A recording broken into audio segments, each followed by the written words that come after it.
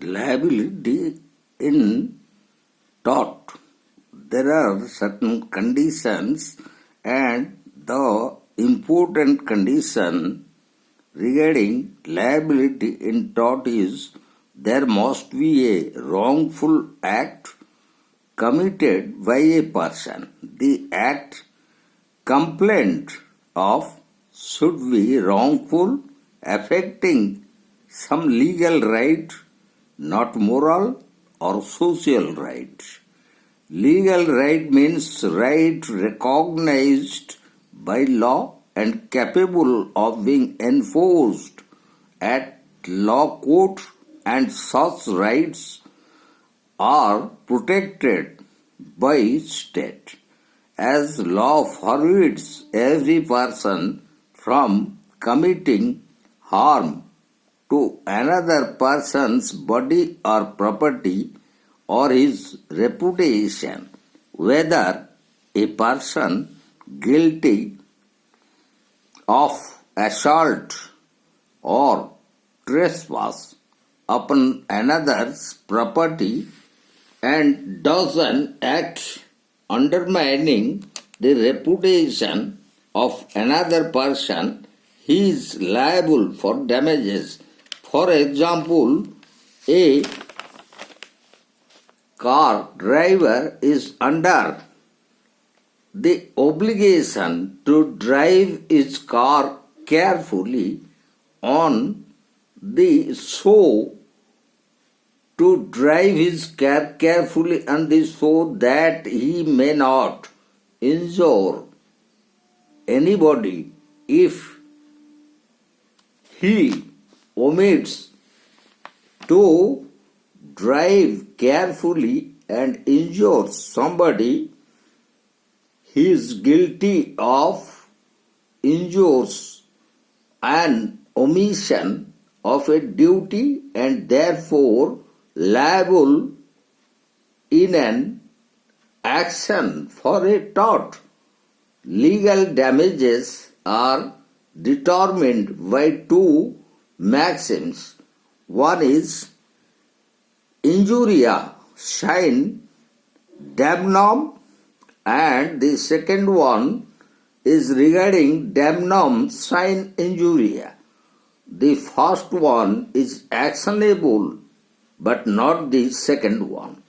Infringement of a legally protected right of a plaintiff is considered as in the case Ashby versus White in 1703. Their lordship hold violation of plaintiff's statutory right to vote, which was refused by the defendant, the returning officer. In the same way, in Bhim Singh versus State of Jammu Kashmir in 1986, Supreme Court expressed that the guilty and violation of the statutory right of the plaintiff, Mr. Bhim Singh, for regarding his arrest, detention and preventing to attend the assembly session of Jammu Kashmir. Here the Supreme Court awarded rupees 50,000 as compensation to the plaintiff. In the same way, in Ashrafullah Lal versus Municipal Board, Agra, the court held that if a person entitled to be upon the electoral roll is wrongfully omitted then from such roll so as to be deprived of his right to vote, he suffers a legal injury for such an action. So here it is the violation of the principle or maxim of injuria sine damno. That means where there is a legal right, its violation would be actionable. So in the above three cases, what we found, of the first one, that is regarding the electoral roll and allowing to vote, same in the case of Ashrafilal versus Municipal Board of Agra. So once a person is a citizen of a state and is entitled to vote in an election, so this is his legal right and that is protected by state. So if he would be denied to exercise his franchise in an election, then it would be violation or infringement of his legal right.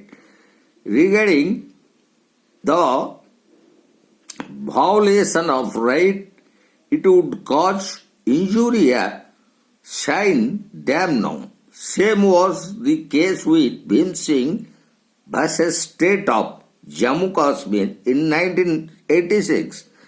At that time, Bhim Singh was an MLA of Jammu Kashmir State Assembly and he was arrested, detained and prevented to attend the assembly session which was going on in the meantime, and that was a violation of his legal right as a MLA to attend the assembly session.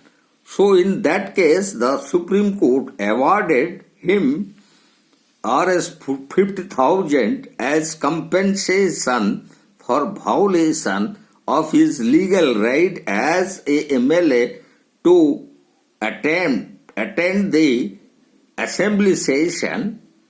So this is the violation of the principle or maxim of injuria sine damno. Our next maxim or principle is damnum sine injuria, which means damage without injury is not actionable, where an act is lawful or legally done without negligence and in the exercise of a legal right, such damage as comes to another thereby is damage without injury. For example, in the case of loss inflicted or individual traders by competition in trade, or if the defendant is exercising his right over property, or any man acting under necessity to prevent a greater evil. So these are falling under damnum sine injuria. That means there is damage, no doubt, but without any injury to the plaintiff. So if any damage is caused without any injury to the plaintiff, then these injuries are not actionable. So regarding that, we would discuss certain important leading cases like the mayor of Bradford Corporation versus Pickles 1895, which was decided by the Court of Appeal, and that was regarding intercepting of underground water. And the second important leading case was regarding Mughal Steamship Company versus McGraw Grove and Company versus Margot Company 1892.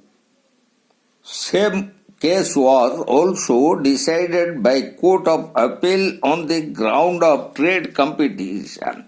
So in the above two leading cases, it was found that no doubt there was certain damages caused, but such damages caused without any injury to the plaintiff, as because intercepting of underground water, so trade competition, both are falling under certain activities for which everyone has the legal right to carry on. So, for example, if in a market complex there is already a software shop and it is having all the software items like computers, etc. And if another shop opened in that same market complex, the first shopkeeper, the owner of the first shop dealing with such software or computers could not challenge the second one. As it is a kind of trade competition, it is not violation of one's legal right or infringement of another's legal right, as it is falls under damno sine injuria, which means where there is damage without injury and that is not actionable. So these are the two maxims which govern the very conditions of liability in tort.